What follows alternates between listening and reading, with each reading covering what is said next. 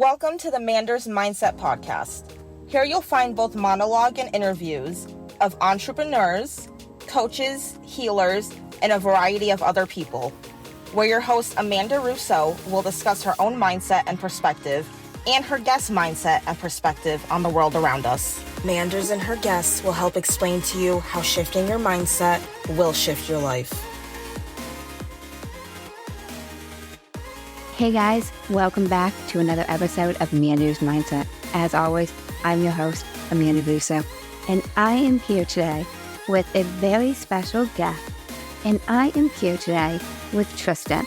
And Tristan is a former college soccer athlete who's endured numerous brain surgeries, a brain stem stroke, and a personality change. And he has found ways to drastically improve his mindset with diet and lifestyle changes.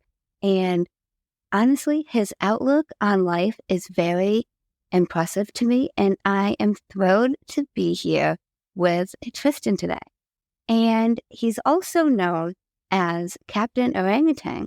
And we are going to get into what that identity is and why he's known as that. How are you? Thank you so much for joining me. Well, thank you for having me, Amanda. I am doing fantastic. And that was a great summary. I've been told plenty of times that I've gone through way too much at 20 years old, or that I went through way too much at 20 years old.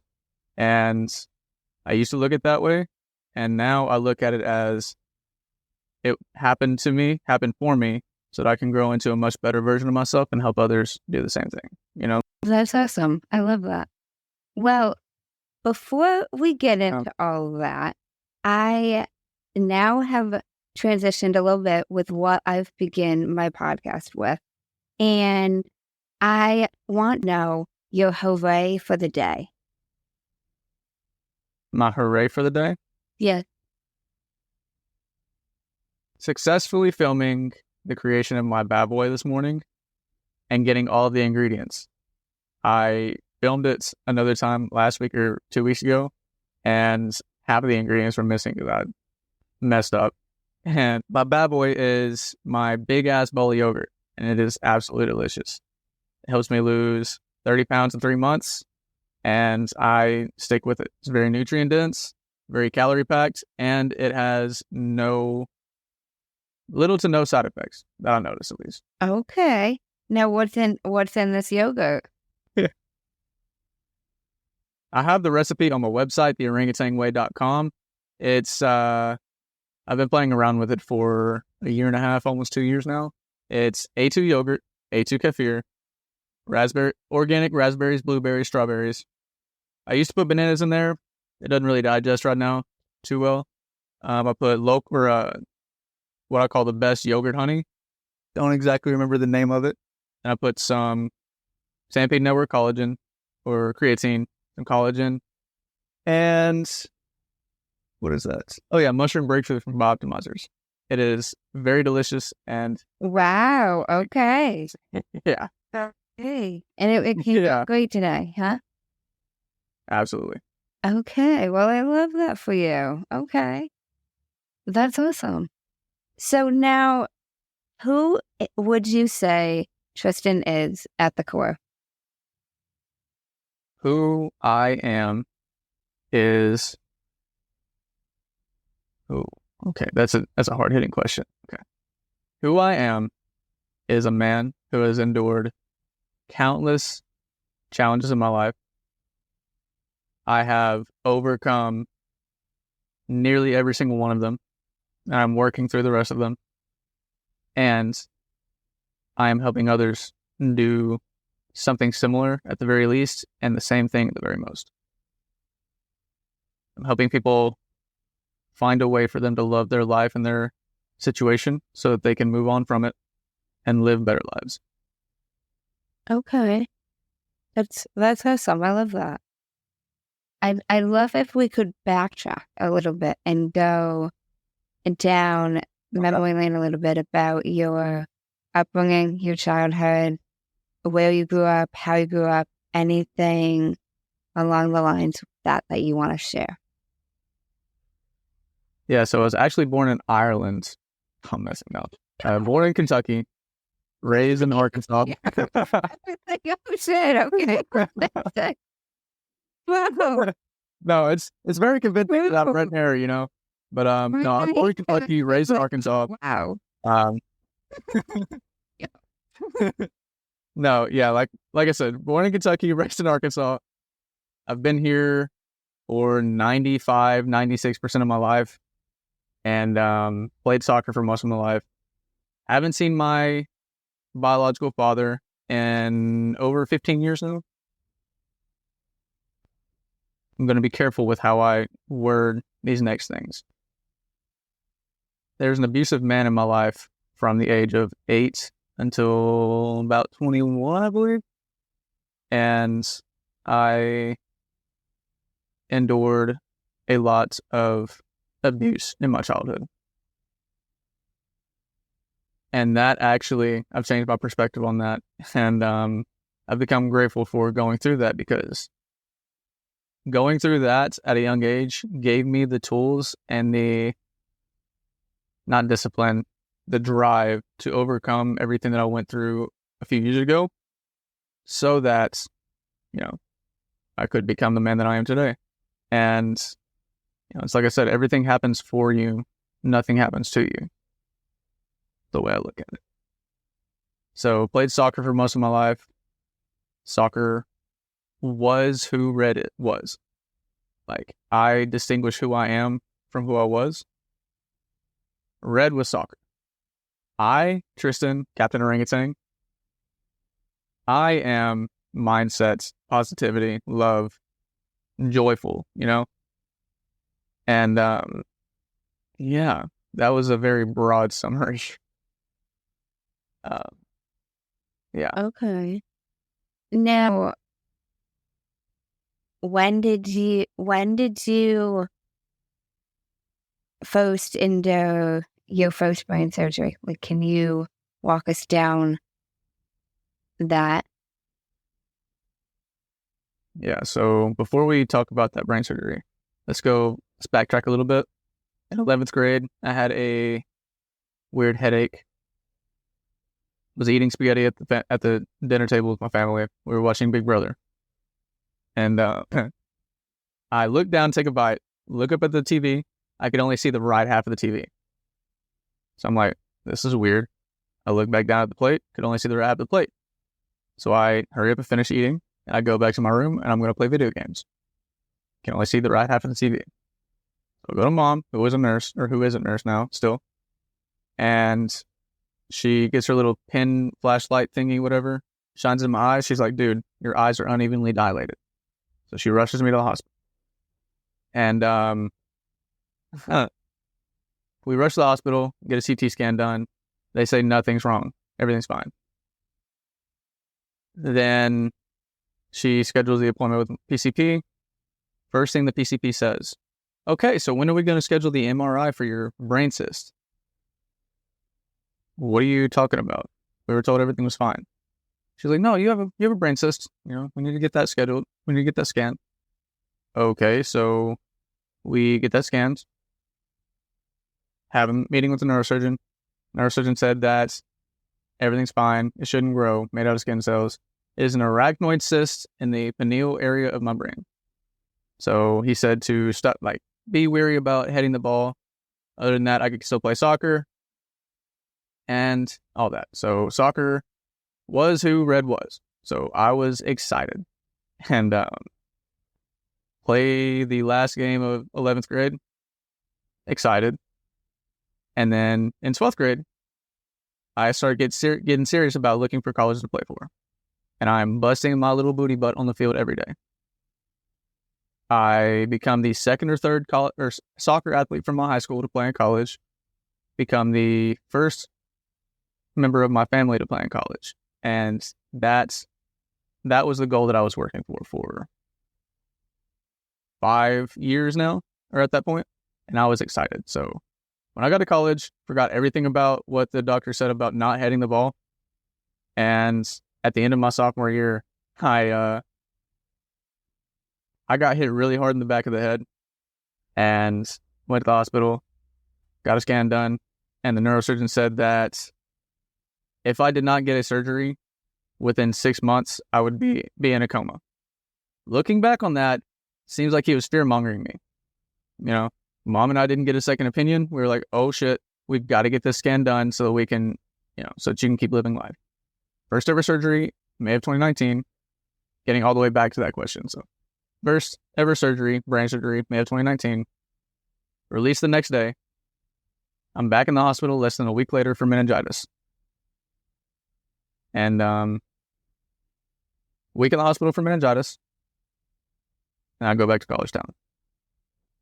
And I'll pause and let you ask a question if you want. Okay. So... I apologize. No, you're good. Now, was that the first sign of anything? When you noticed when you were eating spaghetti that, like, anything was off?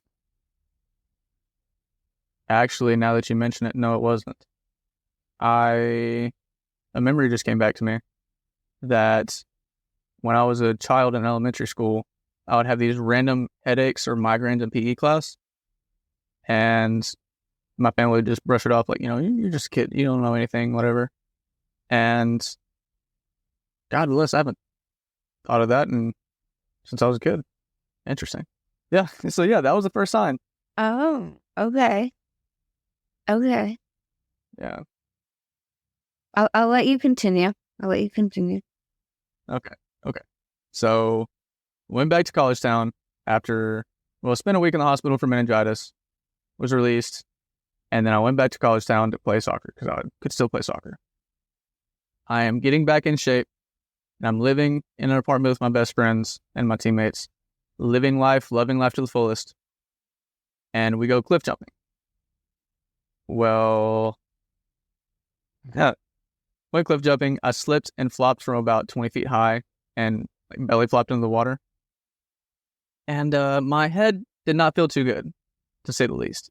And so I went home and laid down. And the next thing I remember is waking up in the middle of the night, felt like a fire running from the base of the tube of my head to the end of the tube in my abdomen. And I left this part out. I have a shunt that runs from my brain to my abdomen, draining the spinal fluid because I developed hydrocephalus. So, my roommate rushed me to the hospital, and I don't remember much. The main thing that I remember is a peaceful, dark abyss, as I call it. Amanda and whoever's listening, close your eyes real quick. Put your hand over your eyes. What do you see? Just dark, black. Yeah.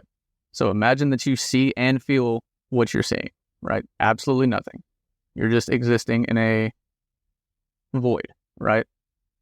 That is exactly what I felt 98% of the time that I was in the hospital. And I bet you could imagine the amount of stress and depression and mental health problems that I had going from being a college athlete to becoming conscious in this body.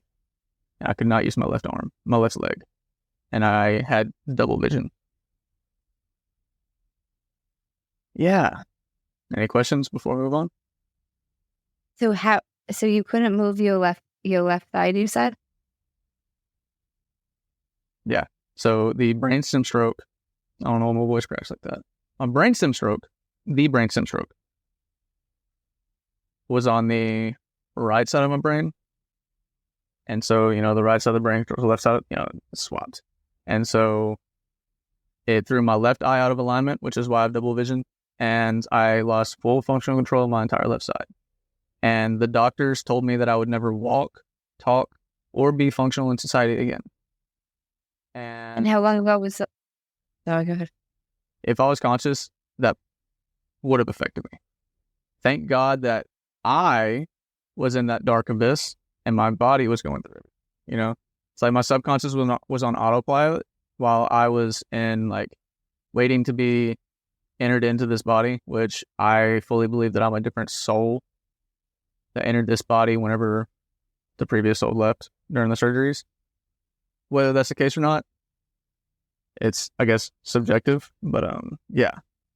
Now, how long ago was this that you were told that, or that they said that?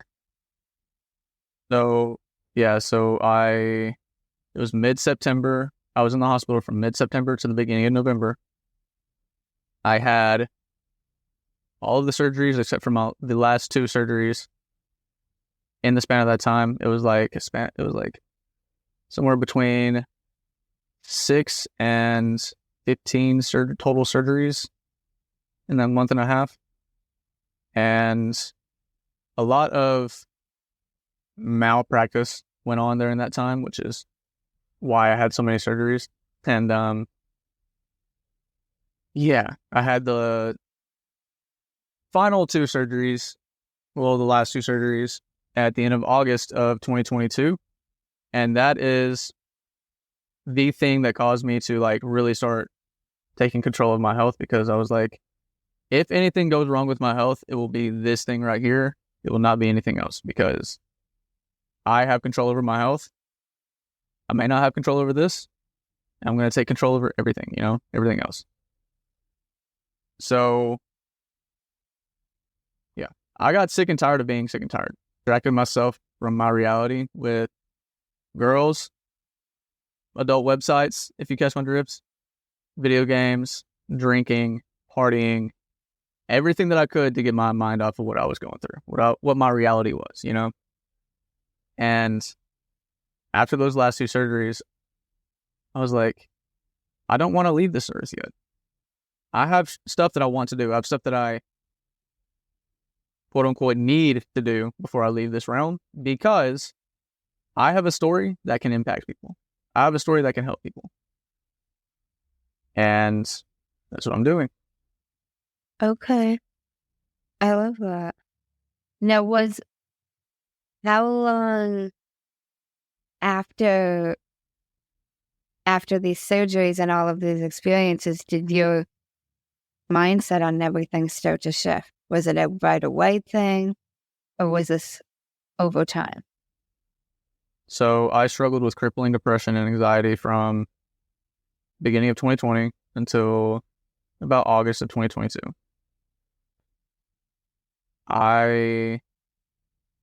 It started changing after those last 2 surgeries, because like I don't want to live in misery anymore. If I'm going to stay alive, like God has a reason that he keeps me alive after these. And so if I'm going to be alive, why would I just stay alive? Why don't I start trying to live, So that's what I did. I first saw a video on TikTok by Mason Core. He claimed that seed oils, which vegetable oil, canola, safflower, sunflower, all those ultra-processed things, that they cause us to burn in the sun. And so I was like, this might be true.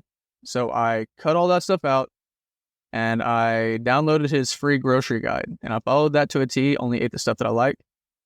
I lost 30 pounds in 3 months. That was the early stages of that bad boy.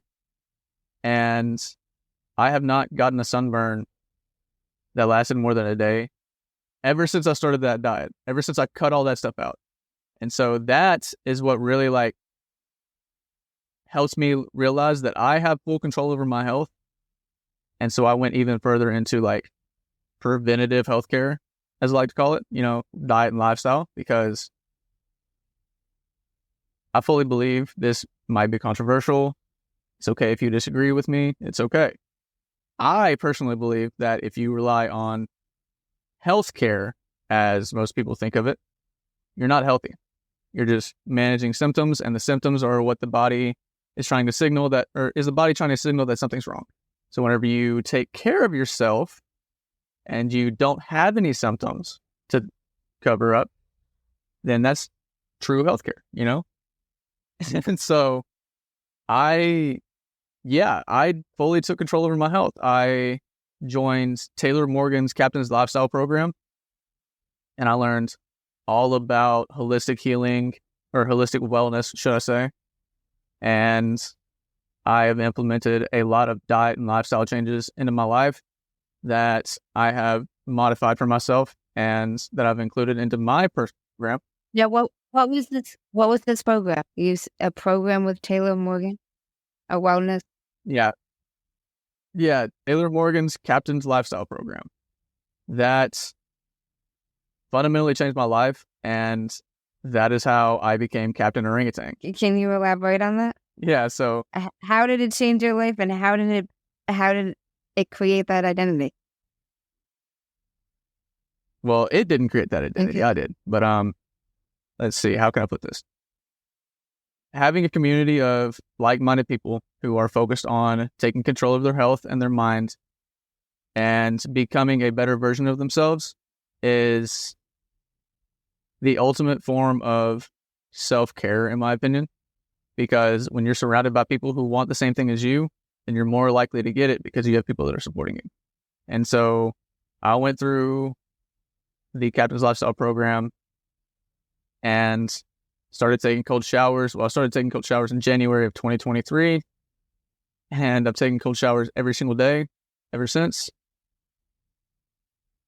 That program really helped elevate every part of the man that I was into the man that I am. And yeah, I'm incredibly grateful for Taylor and his community because it's amazing to say the least. It was great. Okay. What would you say was the biggest way it helped you elevate? The support. See, you can have all of the information and all the knowledge and wisdom. If you don't have the support, though, you're not going to make near as much progress as you would. If you have the support and if you don't have the information or knowledge yet, and you're looking for it, you're far more likely to get the results that you are looking for. From my experience, at least. Okay. No, that makes a lot of sense. Now, what type of program was this? Was this like a thing you did virtually? Did you go somewhere? Yeah, so the program itself is virtual. It's a lifestyle transformation program. He also hosts in-person events called immersions, and that was the two that I've been to were life-changing in different ways.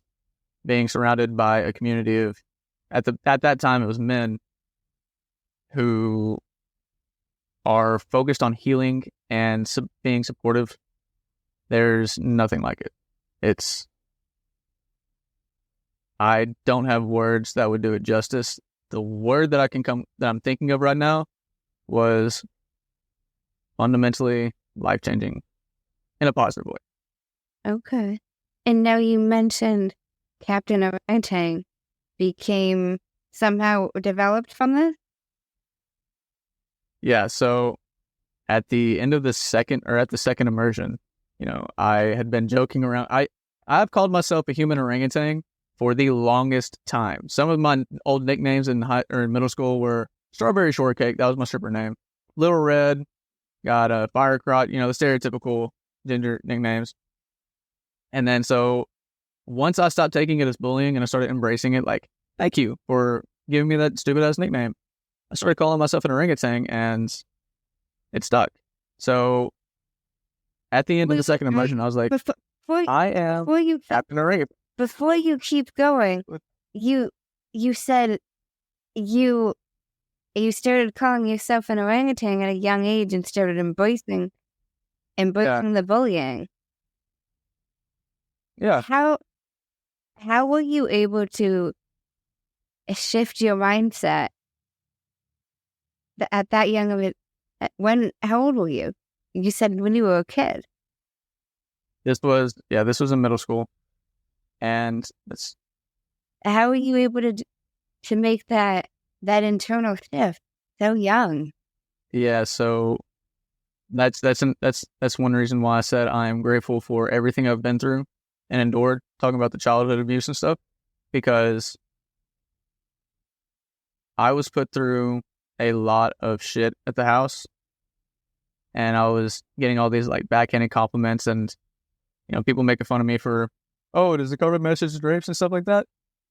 And I was just like, I am literally like put through so much worse at the house. Why am I letting this bother me? So I just started playing around with like, okay, can I get a reaction out of this person by like, haha, thank you for the compliment, dude. I know I'm sexy, And so that started like really pissing off the bullies, and it started attracting more friends. And I started making a lot more friends and dating a lot more girls in middle school because of that, And yeah, I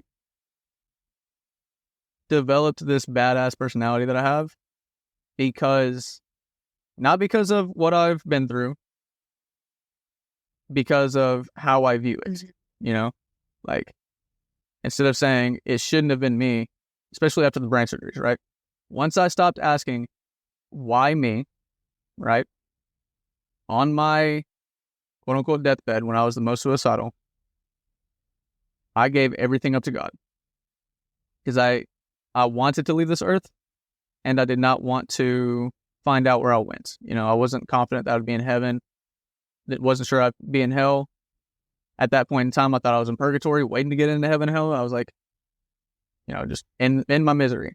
So I gave everything up to God. And I decided that I would wait a couple days before making a decision. And during those 2 days, can't remember what happened, but something clicked in my brain. I went through everything so that I can help other people. And so after that point, I stopped saying, why me? Started saying, why not me? Why not me? Why wouldn't it be me who goes through all that stuff so I can be an inspiration for people? Why not me going through that stuff so that I can help other people do the same thing, And yeah, it's literally, I don't have much physically right now, and I'm still living a joyful life because I know that I have the knowledge and tools and guidance that can help people, and it's awesome. That's great. Now, approximately when was this that you had this shift? Talking about the why not me? Yeah. Beginning of 2020, when I was so close to getting out of my bed and getting a pew to, in my misery. And yeah, that's when I gave everything up to God, the creator, whatever you want to call it, and yeah, ever since then, well, no, not ever since then. Ever since then, I changed how I look at what I went through. I didn't implement all the changes until after the last 2 surgeries, though, because lived with depression and anxiety for years. Now, you say you lived with. Do you not live with it anymore? Depression or anxiety? Oh, no. It is, yeah, so when I say lived with, I accepted it and I allowed it to stay in my mind. So I said lived with. It was like a roommate that I didn't want. I did not have anxiety. I said I was depressed and anxious. However, I was not depressed or anxious because I was not those feelings, as I call them. I was not a mindset, as I like to view it. I was Tristan. I was an incredibly strong man who didn't realize that he was very strong, And yeah, once I stopped identifying with the depression and anxiety, once I stopped calling them mine, saying I was depressed or anxious, and once I stopped claiming the stroke and brain surgery as mine, that gave me a lot of freedom in my life. It allowed me to separate myself from the events, from the mindsets, emotions, whatever you want to call them, so that I can create who I am now, which is Captain Orangutan. Okay. Now, how Yeah. did you stop How did you stop identifying and claiming that? It is a very simple and tedious process. It is literally just with words, right? Our words have power. When I stopped saying my depression, my anxiety, I'm depressed, I'm anxious, my stroke, my brain surgeries, I stopped letting those things take up space in my mind. I stopped using them as an excuse to not do things or to do things. And I started making choices that would better benefit me. You know, a lot of people, myself included, in the past at least, use depression, anxiety, a stroke, surgeries as a reason to do or to not do things. And when I realized that those things had more control over my life than I did, or they had more control over my life than I wanted them to have, I took that control back by simply changing my words. Because I've noticed that my subconscious cannot tell the difference between a joke and what is serious. And I used to say very self-depreciating jokes about myself. When people would give me a compliment, like, "Oh, Tristan, you're so funny." Yeah, but I'm short, you know? Or they'd be like, "Oh, Tristan, you're so sexy." No, dude, shut up. Or like, after the surgeries, like, "No, dude, I'm fat," you know? Once I stopped doing that and I started accepting the compliments and amplifying, you know, like, they'd be like, "Oh, you're so funny." I know, dude, I'm the most funny motherfucker in the world, you know? Or, you know, something like that. I started becoming more funny, more authentic. I started becoming more confident. I stopped downplaying myself. And it's just a simple language change, you know? Stop saying my whatever. Stop saying I'm anything that you're feeling, and stop talking bad about yourself. Even if it's a joke, I still say sarcastic ass jokes about myself in a positive way. You know, if I forget something, I feel like, oh man, I'm a genius, you know, and then it'll come back to me a few minutes later.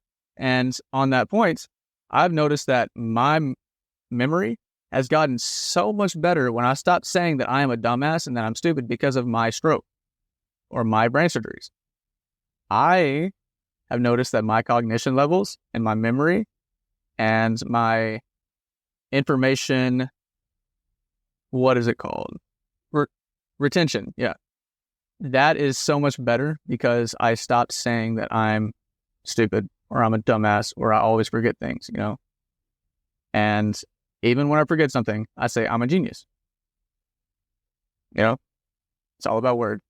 Was there a moment when you realized the power of your words? I don't think I realized the true power of words until a couple months after I started doing this. I had heard somebody said something about the power of words in a video on social media. And I was like, okay, you know what? I'm going to try this. And ever since then. No, you say, I'm going to try this. What did you try? Exactly what I told you. The word changes. You know, I stopped identifying with it, stopped claiming it. Okay. And I stopped talking bad about myself. Okay. It's easier said than done, and it's very simple. It is not easy, though, because we have been programmed to not speak very highly of ourselves. You know, everybody in society speaks so poorly about themselves, and, you know, everybody in society has such a poor mindset that they think everything in the world is bad. And I just decided that I didn't want to live like that anymore. And so I started working to change it. And this did not happen overnight. I started this at the end of, after the surgeries. So after the last two surgeries. So after August of 2022, I started this, and I still slip up. And when I slip up, I immediately catch it and I immediately correct it. Because I have worked on becoming hyper aware of that. And when you change the way that you speak about yourself, when you change the way that you speak about what you overcome or been through, your life can change so much. Nothing much outside of me has changed. I would say 98% of my life changed within me in order for me to get so much more enjoyment out of life. Okay. And now it was after you saw this video on social media. Mm-hmm. Okay. And in what other ways have you shifted your words? What other ways have I shifted my words? Let's see. Yeah, because you say in terms of what you identify with and what you Oh, yeah. So, talk about yourself. yeah, so What are the ways? I have created a jingle. I call it my self-love song, and it's pretty explicit. It says the F word quite a bit, and I can sing it for you right now if you want. I'd love you. Okay, so it goes like this. I made it. I can't remember when I made it, but it's because I motherfucking love myself. I don't care what you say. It don't matter anyway, because I motherfucking love myself. It don't matter what you do. It's all good, boo-boo, because I motherfucking love myself. Do you motherfucking love yourself? I see the hate that you spread. Do you really want me dead? Do you really fucking love yourself? I see your life is filled with dread. Are you all good in the head? Do you really want to love yourself? Well, you gotta lean to change. There aren't many other ways. If you really want to love yourself, there's a path of brighter days. You just gotta leave the haze, and then you really will love yourself. I'm becoming a lyricist. You know, it's not a big deal. I'm messing, but yeah. Oh my God. I'm so impressed. That took. I had the first two lines. Damn. Oh, wow. I had the first two lines for like a year. No, I had the first two lines for like a year, and then I recently started building on it. I was like, how can I make this better, you know? And I'm eventually going to make it a full song. I don't know when. It will happen, though. I'm impressed. Oh, thank you. I'm impressed. Yeah. And it was even longer than I expected you to keep going for. I was like, oh. I had a joke that popped in my head. I want to keep it to myself, though. Anyways, yeah, no, that I sing that damn near every day because I allowed that man to project his self-hatred onto me, and I carried that self-hatred as my own for 22 years of my life. And I'll be damned if I let anyone else have any kind of negative or try to change my self-view in any kind of negative way, you know? So I reinforce that to myself at least once a day. And like, I'll look at myself in the mirror. I'm nowhere near as physically aesthetic as I was when I was a college athlete. And I look at myself, I'm like, damn, dude, look at that sexy beard. Look at that. Oh, man, he's looking sexy as fuck today. That's one sexy ass orangutan, you know? And, you know, I give myself positive vibes, and what you give, you receive, you know? So I'm giving and receiving both positive vibes, and I fully believe that that amplifies everything in my life, you know? Yeah. I hated myself. I thought I hated myself for 22 years of my life, and that's why I drowned myself in alcohol, distracted myself with casual encounters with women, played video games, and fully dove into soccer and became the soccer guy, you know? And now that I love myself, I am not anything other than Tristan or Captain Orangutan. I'm not, I guess you could call me the mindset guy, but like, that doesn't take me away from my life or myself, you know? And so I don't distract myself anymore. Now, I'm not saying I don't consume mindless content every once in a while. I feel like everybody does. And if you don't, that's completely fine. I'm saying that I don't distract myself anymore. You know? Now, would you say soccer was a distraction for you before? It was definitely an outlet for a lot of anger and self-hatred that I had. It was a way that I got the validation that I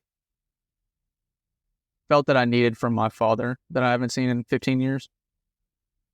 And I worked so hard at that because it allowed me to express the anger that I had growing up in a very positive way, you know? It was a positive anger outlet. And actually, after the surgeries, since at that point in time, I couldn't like go out and do anything physical, the way that I expressed the anger that I had, which I almost looked up and said my anger. See, still working on it. But the anger that I had was expressed by punching trees. And that was very healthy, you know? It was definitely very eventful. And yeah, I don't recommend it. Trees are very hard and they don't kiss when you punch them. Okay. And now, you say that playing soccer gave you validation. Yep. How did it give you validation? Because I went from being the worst player on the team in 9th grade to being what people told me I was the best player on the team in 12th grade. And then when I got to college, one of the worst players on the team, and I worked my ass off, and I don't want to say one of the best. I became a hell of a lot better than what I was, and my goal was to become one of the best players on the team. It gave me a lot of validation because I worked my ass off, and people told me I did good. And I worked my ass off more, people told me I did better. And so I was working my ass off, not for myself, but for others, so that I could get that reinforcement that I am a good person, that I am doing good, because I was fed the lie that I was a devil child and that I would be in and out of prison my entire life when I was like 8 or 9 years old, you know? And I didn't know how to give myself validation at that time. When I looked at myself in the mirror, I was very shredded. And I was still very insecure. And so I, quote unquote, needed that validation from someone else so that I could feel good about myself. That's why I jumped in and out of, that's why I was in and out of relationships. I was a serial dater for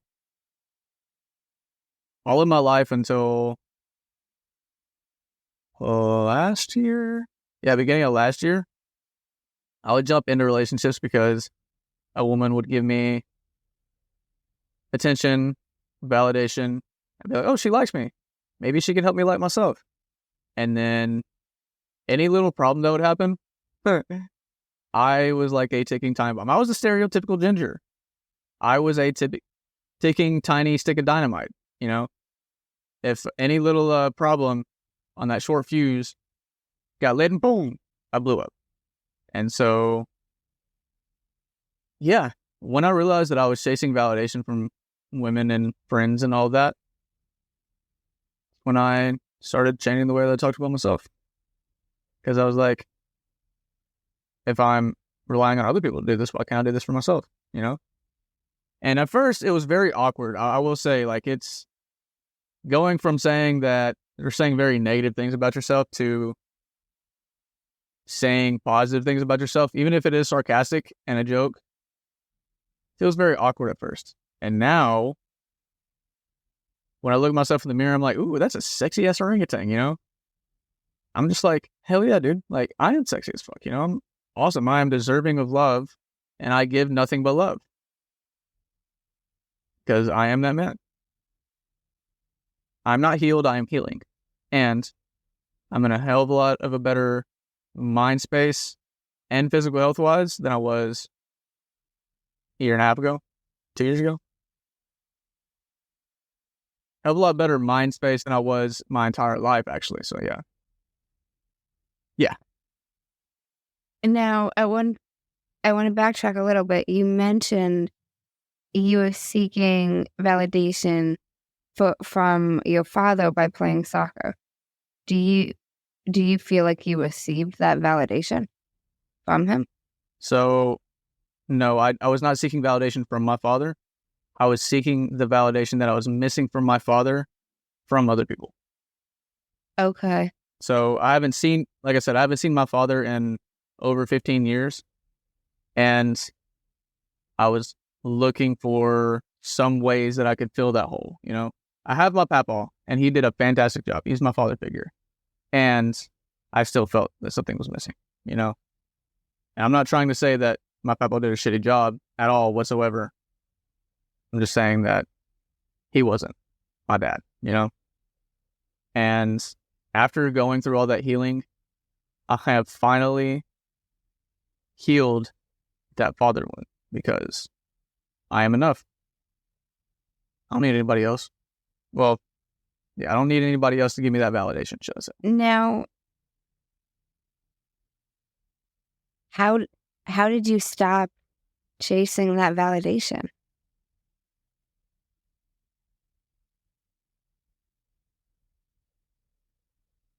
I stopped chasing that validation by changing the way that I speak about myself.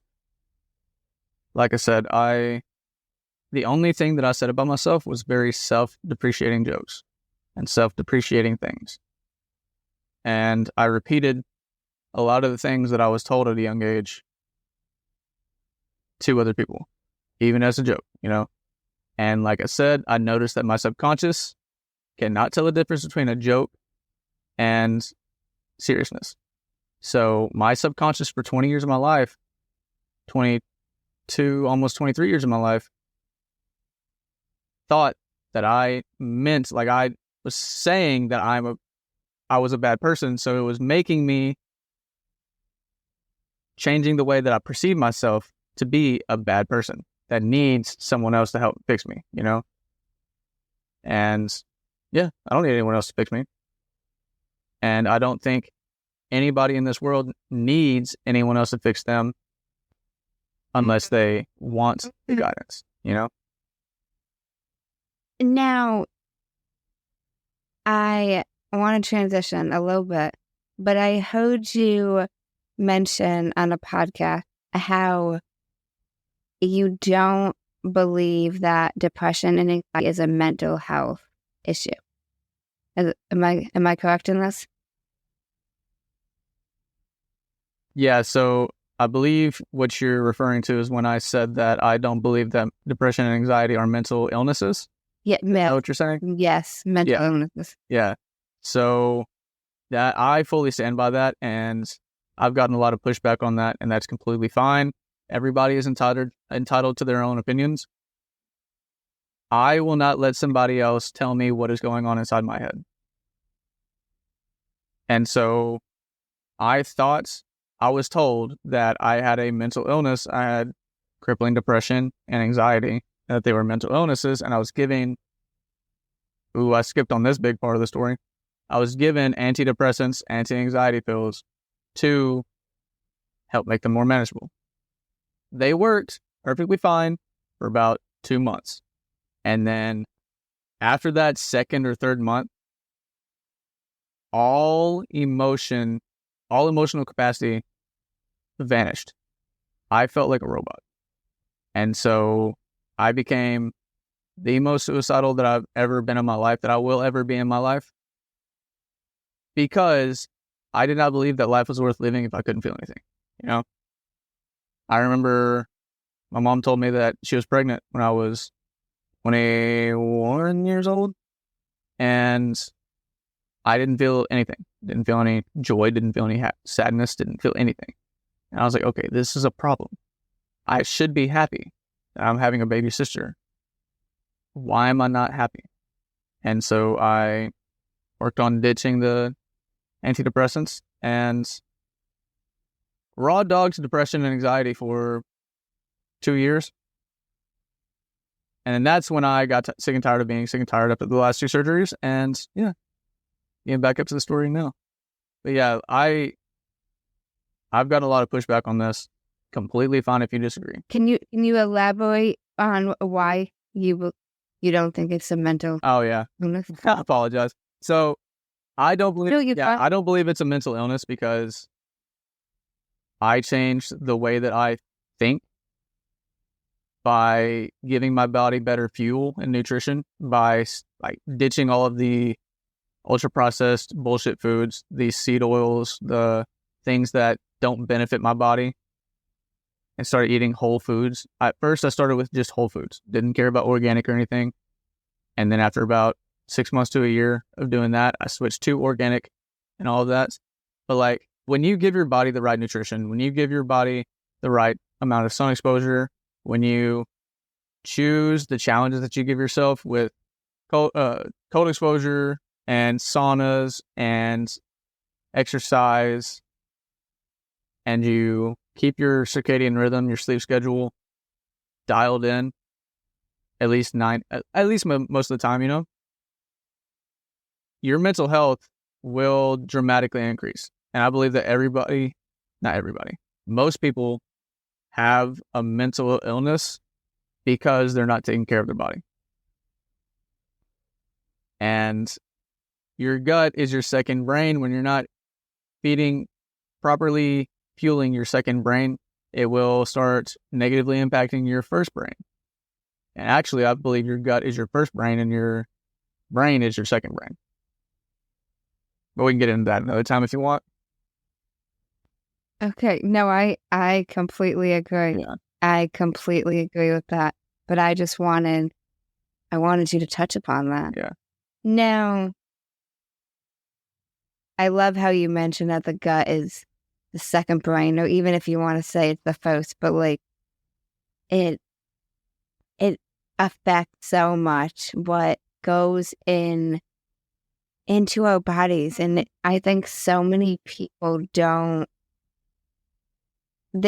they see it surface level, like, you know, it's not like as deep as like the oils, the dyes, Mm-hmm. like so much, it has all these different dyes in it, and it's like, that's not, it shouldn't be in, you know. Yeah, when I found out that food dyes are a big contributor to things like ADHD and a lot of other quote unquote mental illnesses, I stopped eating candy. I was addicted to sour candy, replaced sour candy with sour fruits. And I ditched all of that stuff, and I read ingredient labels like it is the Bible, because I'm the same. I don't want to be back in the negative mind space. I don't want to have dark thoughts in my head. And I actually skipped on this when I was telling the story of the surgeries. When I was recovering from the hospital and all the surgeries, I had multiple voices in my head that told me that life was not worth living. Everything I had worked my entire life for was taken away from me. And that I should end my life, that I should not be here anymore. And I lived with those voices for 3 or 4 months. And I had the instinctual, like, my body knew what I needed to do. I did not want to do it though. And I saw a video on social media that said that what you're afraid to do is what you're meant to do, you know?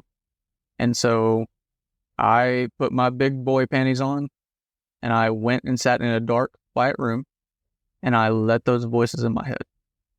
I stopped distracting myself from them. Ooh, I'm getting chills right now. I let those voices in my head and I analyzed them for just what they were. I removed all emotional attachment to them, which is a lot harder or easier said than done. And I realized that they are not my voices. They were voices of people who had projected self-hatred and negativity onto me. And so when I made that correlation, I decided to actively replace them with positive voices of my own. Like, I had a voice that told me that life wasn't worth living because I was a soccer guy and I can't play soccer anymore. I said, okay, life is worth living because I get to build on to my life from rock bottom, you know? And so that voice vanished. Another voice said that I'm such a shitty person and God hates me because he did this to me. And after I had that one-on-one with God and made that realization that why not me, you know? I said, okay, God didn't do this to me. God allowed this to happen to me so I can become a better version of myself. That voice went away. And one by one, they just vanished, you know? And yeah, anytime, I'm not saying that a negative voice never pops in my head, right? Anytime it happens, I reframe it. I turn it into a positive, you know? Just recently, a negative voice said that I don't know what I'm talking about. I don't know enough to help people. And I said, no, that's not true. I've helped quite a few people, actually. And my guy, Jack, who is my first client, that man, he has had such amazing results. He came to me with sleep problems and he had trouble accepting his new life after the stroke that he had on January 1st, 2023. And I gave him some advice, and I was still building the program at that time. I gave him some advice, and within a couple months, his mindset was mostly changed. And then I put him through the program, and by the end of the program, he I coined this term, and he uses it religiously now. I call him a BAM, B-A-M, a badass man. And every single Zoom call that we hop on, like, yeah, man, I'm a BAM. I said, yes, you are, man. Hell yeah. And he went from being a client to a very dear friend because he embraced change. And I fully believe that if you are miserable in your life, if you want to live a better life, if you want to live a happier life, if you keep doing the same things, you're going to get the same results. So if you want to live a better life, you've got to make some changes in your life. That's what I did. And I'm living much better. And like I said, not much outside of me has changed yet. You know? And it's pretty amazing. Soft talking knowledge. It is absolutely fucking amazing how much power we have that we're not told. You know? Our personal reality is our personality. How we think is how we see. If we are negative up here, we see negative. If we are positive up here, we see positive.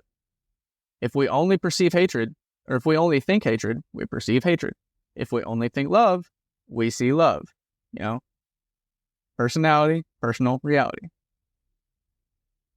Pretty amazing stuff. No, it is amazing stuff. Soft talk is a whole nother topic that we can talk on if you want. But you've had Chase Tollison on your podcast, so I'm pretty sure. I think y'all covered that, didn't you? I have not had Chase on the podcast yet, but... Oh, Dave on the podcast. That's what it was. It was Dave, yep. Apologies. But it's so true. It's so true. Yeah. You want to touch upon what soft talk is? Soft talk is when you use words to soften the message that you're trying to say.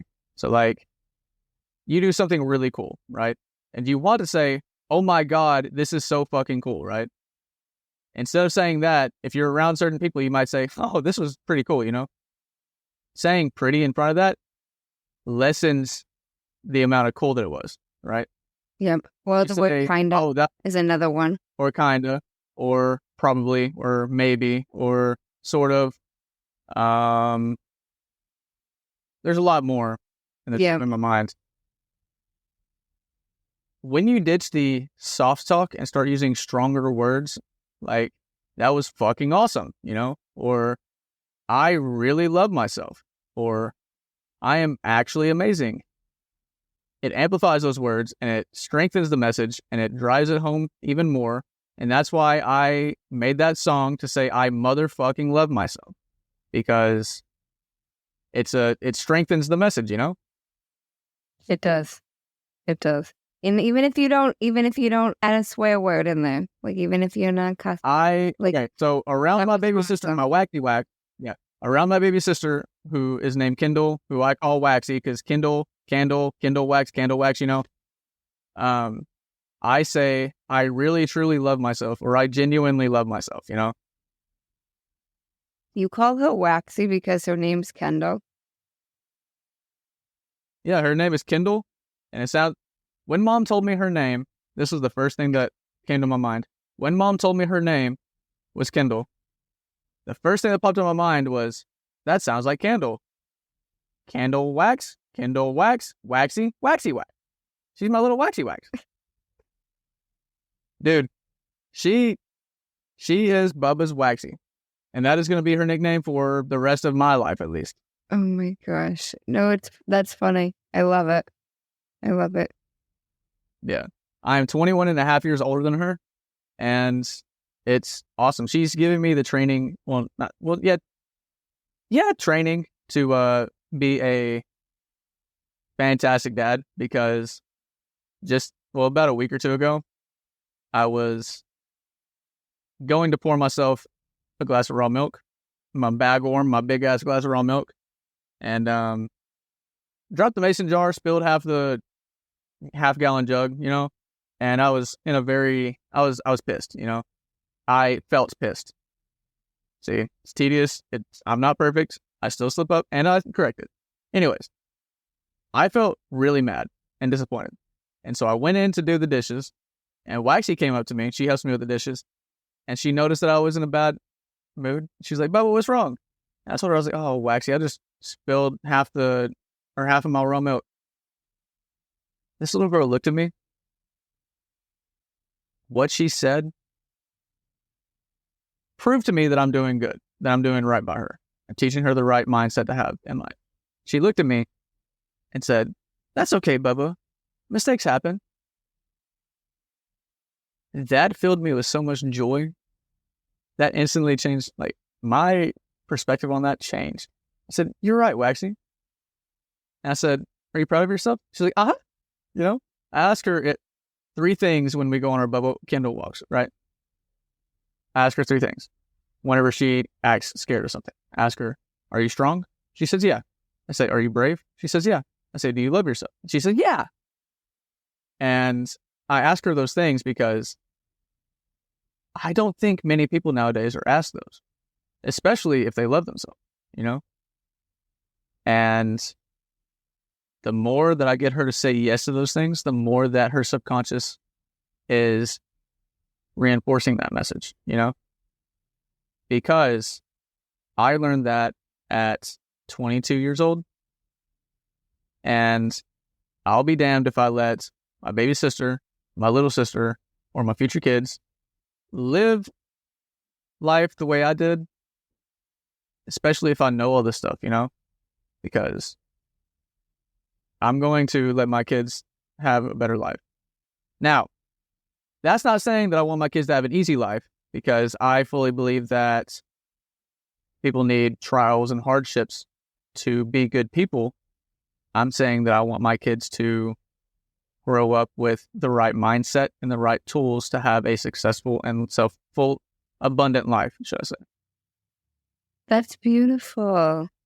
I love that. Yes, ma'am. I love all of that. And those questions. Are you strong? Are you brave? Do you love that? No, I think that's it. How old is she?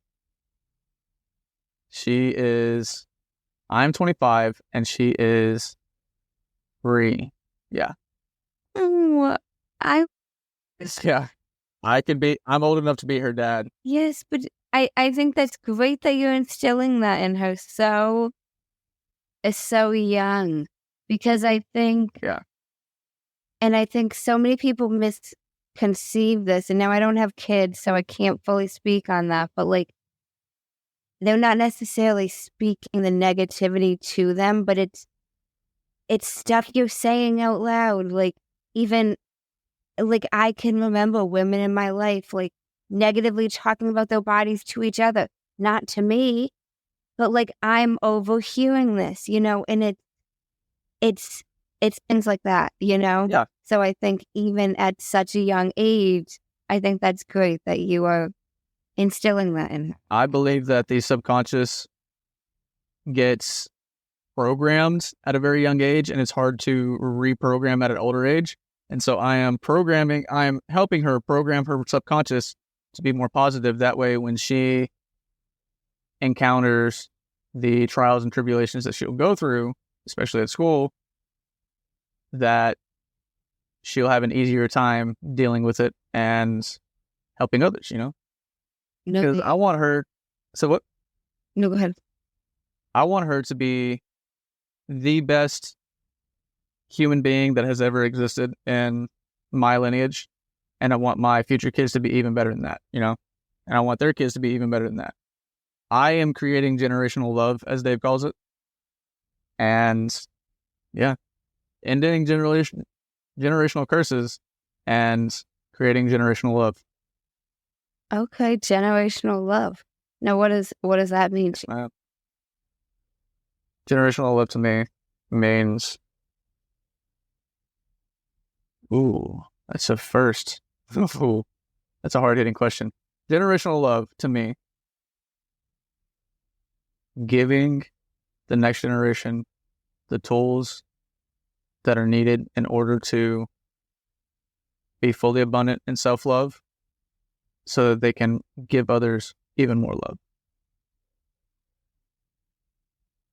Like a butterfly effect. I'm giving Waxy tools that she needs so that she can have more self-love than I did, so that she can give her future kids and her friends the tools that they need so they can have more self-love than she did, and so on and so forth. Okay. No, because, like I said, I lived with self-hatred for 22 years of my life, and yeah, I wouldn't wish that on my worst enemy. So, yeah. Okay. No, I think that's amazing, because they talk about how critical the first 7 years are in a child's life in terms of brain development and everything like that. So I think that's so wonderful that you do that. I love that. Well, thank you.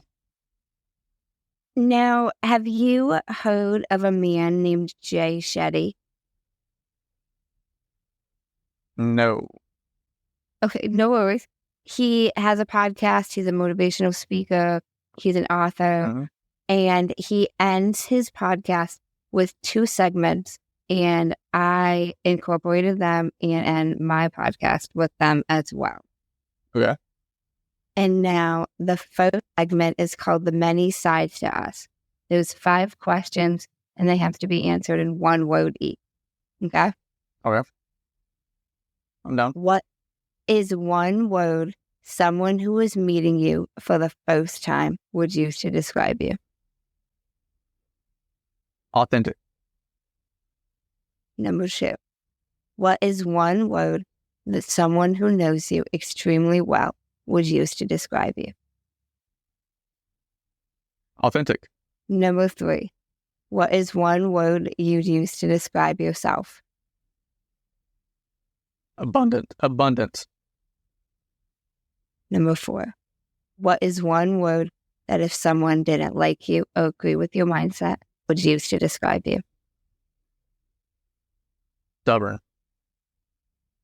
What is 1 word that you're embodying right now? Love.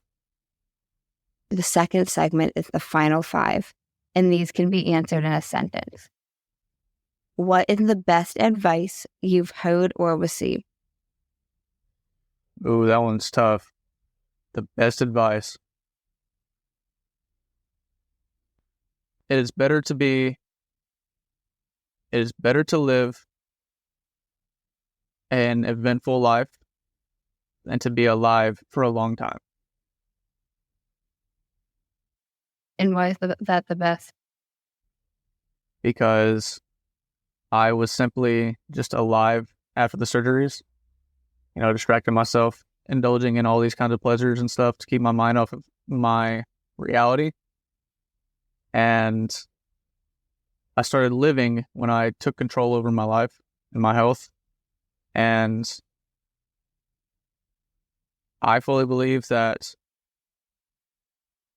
when my time comes, I will be okay with it because I'm living my truth. I'm living in abundance. I'm living authentically.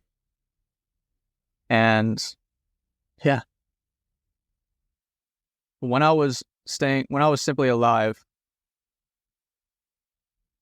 I didn't want to be here and I didn't want to be gone. It was weird. Now I want to be here and I will be okay when my time comes,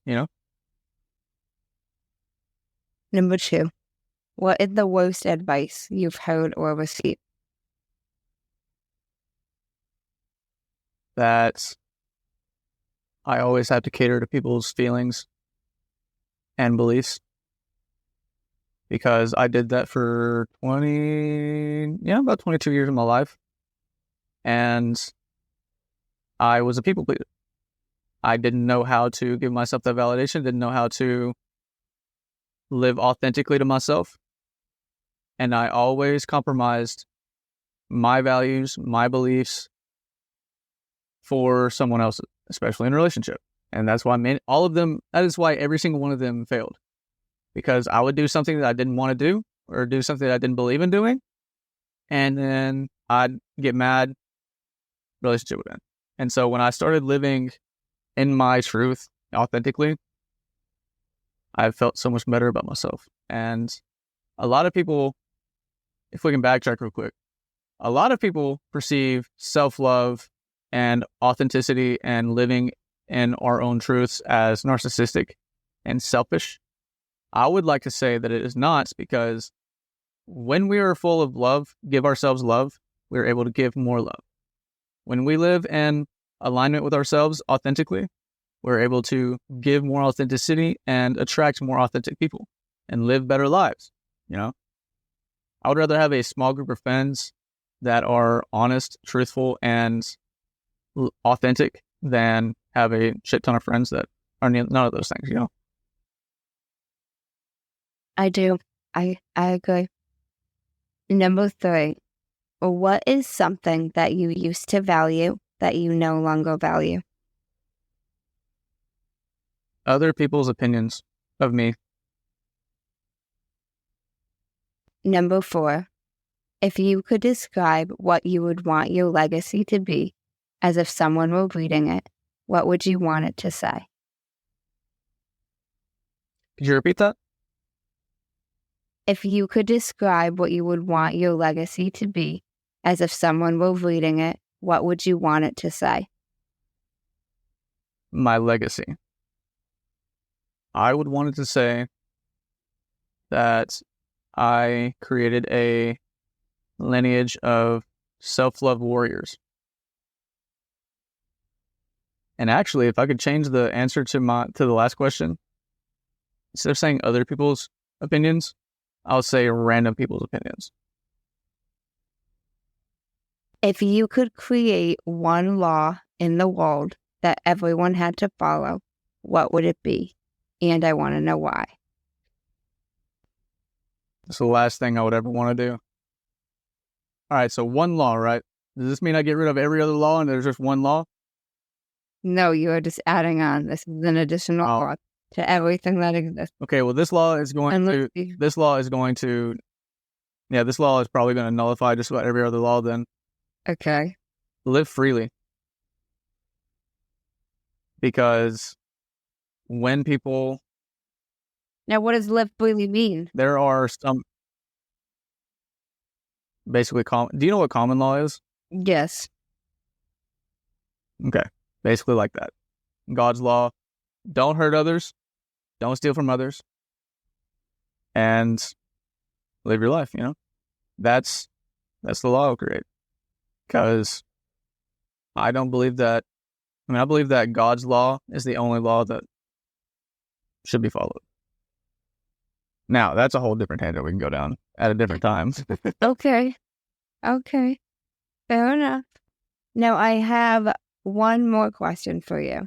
What's up? Can you share with us the resources that you utilize consistently to help you be successful in your life? Cold showers, great nutrition, sunlight, good sleep. I'm still working on my sleep. And what I like to call mindset hacks. And there are so many of them. Can you give us one? Yeah, everything happens for a reason. That's a mindset hack? That is a mindset hack. Because if you don't believe that, then it's not true. If you do believe that, then it is true. Okay, you got any mindset hacks? Give us one more. Oh yeah, hold on. Hold on 1 second. No, these mindset hacks, are they basically just like quotes? When you say no. Well, yes and no. The things that I learned after brain surgeries, yes, kind of. Okay. So let's see. I can give you quite a few of them actually if you want. Sure. Okay. So nasal breathing. I started doing that because I heard somewhere that it could make you look sexier. And I was like, oh, let me do that because I was a very insecure man, you know? And I started doing that and I noticed that my mental clarity was a lot better. So nasal breathing, accept your reality. Well, the more you fight reality, the more it fights back. Fully feel every emotion. Stop identifying with and claiming it. Question everything. And yeah, there's no such thing as a mistake as long as you learn a lesson from it. I love that one. I completely agree with that. Well, thank you so much. I really appreciate you speaking with me and taking the time. I would like to say I have finished my mindset transformation program that has all of those mindset hacks plus more and all the diet and lifestyle changes I made. Those are finished. I'm waiting on a review and they will be put up on my website, theorangutangway.com. And yeah. So didn't mean to interrupt you, but yeah. No, you're good. So I was going to ask, where can everybody connect with you? Yeah, so theorangutangway.com is my website. Captain_orangutan on both TikTok and Instagram. Cap Orangutan on Facebook. That's the Facebook that I've had since I was like 12. I just changed my name on it. Let's see. I think that's about it. I have a YouTube. I think it's Captain Orangutan. I don't post anything on it yet. I'll get around to that at some point in the future. Yeah, those are the 3 places to get in touch. I do recommend the website though, because it will be getting a lot of additions in the relatively near future. I recently added those the recipes for the Bad Boy Big Ass Bowl of Yogurt and the Bagworm Big Ass Glass of Raw Milk. And yeah, they are delicious. Awesome. Sounds good. I will link that in the show notes for you guys to click directly. Now, before we close out, is there anything else you want to share with the listeners? Any final words? No pressure whatsoever, but I do just... Oh, yeah. So one thing that I want to leave you with is everything that happens in life is for a purpose. Everything has a reason. Okay. Even if you can't sense any kind of positive reason at the time, it gets revealed to you over time, right? You will not see it if you're not looking for it, though. If you're not diligent about looking for that reason, you will not see it because it is small and it can happen very quickly.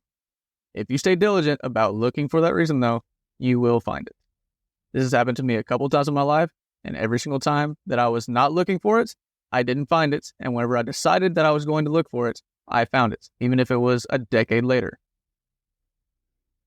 So, yeah, everything happens for a reason. I completely agree. Well, thank you so much. I really appreciate you speaking with me. Thank you, beautiful. I really appreciate you having me on and having this awesome ass conversation. The AAC. Awesome ass conversation. Okay. I love acronyms. I'm sitting here trying to, okay, AAC. I am so glad to hear that. I am so glad to hear that. Well, thank you guys for tuning in to another episode of Mandu's Mindset. Hey guys, Mandu's here.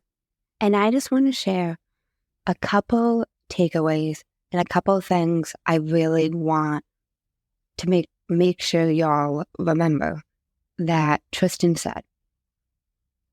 First of all, he emphasized how he stopped claiming and identifying with things, whether that was his depression, his anxiety, his illnesses, whatever it may be. He also stopped speaking badly about himself. Y'all, we've heard from many guests emphasizing the power of our words. And Tristan also mentioned he stopped using things about himself or feelings about himself as a reason to do or to not do things, whether that was his depression, anxiety, or any of his illnesses. He stopped using them to cause behaviors in his life or not cause behaviors in his life.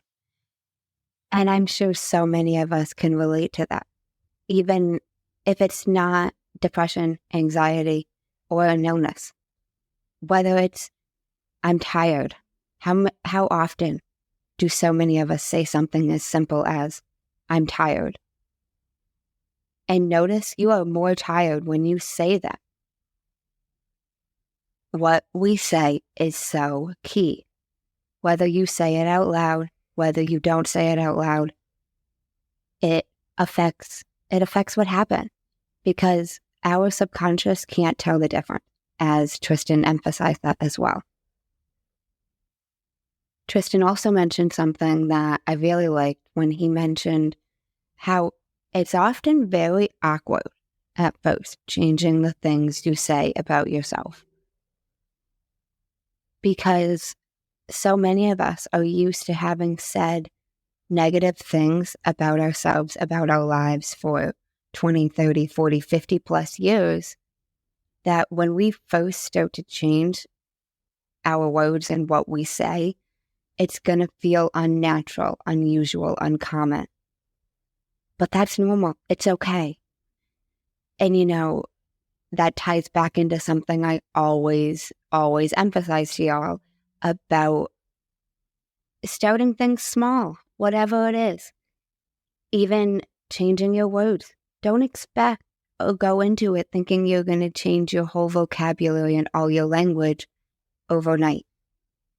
Again, you've been speaking this way for a long time, likely years. It's not going to change overnight. Tristan also said, if you're going through life and things just aren't going well, you're in a funk, you're not happy, you want to have some type of change, you just got to make that change. As we've heard different guests say as well, if nothing changes, nothing changes. Famous Jared Carroll quote. You got to start somewhere. Whatever that somewhere is, take the first step and start making a change, and you'll see a huge difference in the power of your words. Then something Tristan quickly touched upon that I think is really important is how he used to be really addicted to sour candy, and now he eats sour fruit. So he replaced that as opposed to completely restricting it. So even internally, mentally, it's not seeming like he is depriving himself of something or he is going without XYZ. He is having something else instead of that, which is a great way to transition and eliminate negative things in your life, especially when it comes to food. There are so many examples of items you can have that are, I don't even want to say similar, but will give you like the same type of taste feeling per se, and are so much better for your body nutritionally. Whether that be replacing potatoes with cauliflower, whether that be candy with fruit. A lot of things can be replaced with fruit. And replacing things is a really great place to start, especially if you're in the early stages. It is a great way to even almost hack or trick the mind into not thinking you are going without. And that is one of the things that personally helped me the most on my fitness weight loss journey when I first began it years ago, was I went into it with simply adding in more good and not taking out any of the bad. I slowly stopped eating the bad, but I didn't go into it with the mindset of, you can't have this. I'm not allowing myself. I'm removing this. Again, words. What are you saying? What are you thinking? Pay attention to that and watch your whole life shift. I'm telling you. And you've heard it from me. You now heard it from Tristan. You've heard it from some Enlifted coaches. We've got more Enlifted coaches on the way, so stay tuned for that. But start taking notice of your words, how they make you feel, how they make you act and behave with what you say, what you think, and go from there. Well, I hope you enjoyed this episode of Mandu's Mindset. And as always, if you enjoyed it, I'd really appreciate it if you subscribed, rated the show, leave a review, and share it with anybody you think needs to hear this episode. And stay tuned for the next one. Thanks, guys.